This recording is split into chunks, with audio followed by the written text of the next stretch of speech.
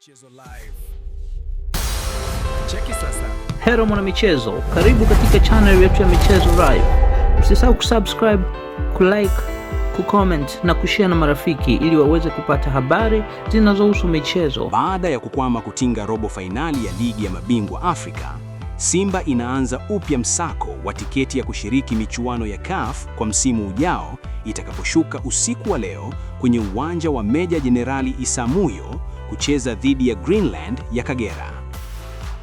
Mechi hiyo ni kati ya 32 za hatua ya 64 bora zinazoanza kwa ajili kusaka tiketi ya kushiriki michuano ya Kombe la Shirikisho Afrika ambayo msimu huu iliwakilishwa na Azam FC na Singida Black Stars zilizoishia makundi la Simba na Yanga zilizokuwa ligi ya mabingwa Afrika.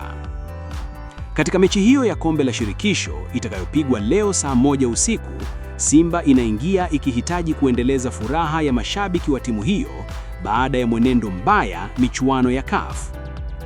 Simba iliyochukua ubingwa wa Kombe la Shirikisho FA mara 4 tangu michuano hiyo ilipoanza ikifahamika kwa jina la FAT mwaka 1967, inakabiliwa na ukame wa kutolichukua taji hilo toka mara ya mwisho kikosi hicho kilipolitwaa msimu wa 2020-2021. Hii ni mara ya kwanza kwa Simba kukutana na Greenland iliyopo ligi ya mabingwa wa mikoa RCL, huku mechi nyingine itashuhudiwa Maafande wa Transit Camp inayoshika nafasi ya 4 katika ligi ya Championship msimu huu na pointi 36 ikiwa kwenye uwanja wa Philbert Bayi Kibaha, Pwani, kucheza na Chama la Wana kutokea mkoa wa Njombe.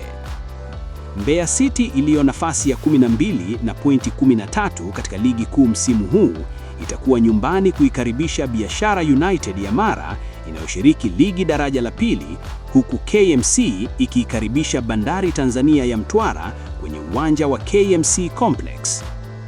Walima Zabibu wa Dodoma Jiji itakuwa kwenye uwanja wa Jamhuri jijini Dodoma kucheza na Kilimanjaro Wonders ya mkoani Kilimanjaro, huku Fountain Gate ikiwa uwanja wa Sheikh Amri Abeid jijini Arusha kuikaribisha Mapinduzi FC kutoka Mwanza.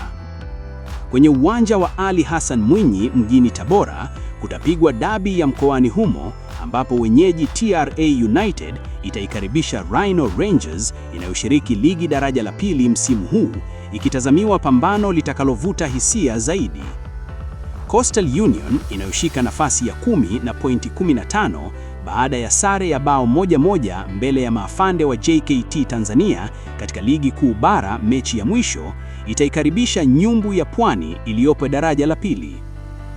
Bingwa wa michuano hiyo huwakilisha Tanzania katika Kombe la Shirikisho Afrika ambapo kwa misimu 4 mfululizo taji hilo limechukuliwa na Yanga ambayo ndio vinara baada ya kulichukua mara 9 tangu mwaka 1960 na kuacha maoni yako. Ikiwa umependa channel hii, acha maoni yako hapo, share na marafiki.